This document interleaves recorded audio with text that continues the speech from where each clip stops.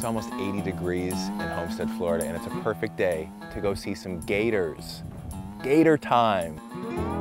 I wouldn't say I'm a fan of alligators, as much as I'd say they freak me out. This is me on a family trip to a Florida gator farm, and by my face, I don't think those shorts stayed white for very long. But today, If I'm walking slowly, it's because I honestly don't know what's gonna pop out from a bush. I'm putting on my big boy pants to find out why thousands of tourists visit South Florida's oldest gator farm, Everglades Alligator Farm in Homestead, Florida. You guys ever been on an airboat before? I've never been on an airboat, no. And we're off. That's the best way to see all 250 acres of the farm wetlands that butt up to the Everglades National Forest. If you see the trails we blazed, we're very regulated on where we can go within these trails.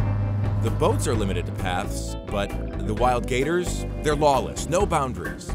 That's why you stay in a semi-clenched position throughout the ride. You ever been bitten? Yes. Not on You the job. have? Yes. Believe it or not, even small alligators, I'd say about a foot long, you'd be surprised at the jaw pressure they have. About 2,000 pounds per square inch of biting force, which is literally about the equivalent of a car being put on top of your hand. It's that danger factor that makes this place so cool. Whizzing over wetlands, bugs in teeth, getting within inches of these jaws in their natural habitat, which is why walking into one of the farm's gator pens seems pretty safe. So why don't you guys come over here and follow me. Oh. They can actually climb this chain link too, by the way. Oh, well that's... Now you know. Glad you told me once we're inside the fence. That's Matt. He runs the place. My family bought this place about 22 years ago, right before Hurricane Andrew. I sort of ignored that history lesson. Hissing gators, snapping over raw chicken that resembled my legs, had my attention.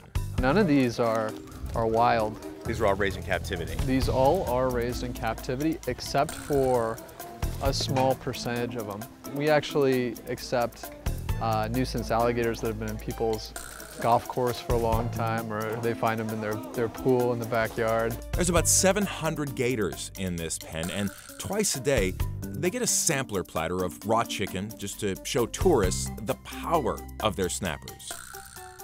But every couple of weeks, about 1,000 pounds of chicken, pork, beef are all tossed into this pen, giving all these guys something to sink their teeth into. Unlike other farms, Everglades doesn't harvest these alligators for meat or for hide. The only place that we sell alligators to, live alligators, is other zoos and establishments. We do get a large egg quota from the state every year. And what that means is every year during breeding season, you'll see me walking through this mud with all these alligators and collecting eggs out of nests. In captivity, we can keep them up to about 65 to 75 years. They're simply here for the show, and to possibly change a few big babies' minds about just how dangerous they actually are. I gotta say, I'm not as freaked out as I thought I was going to be. Well, I can open the other gate No, for no, you. no, this is fine. We're close enough. For ABC News and Yahoo News, Dan Kleffler, Homestead, Florida.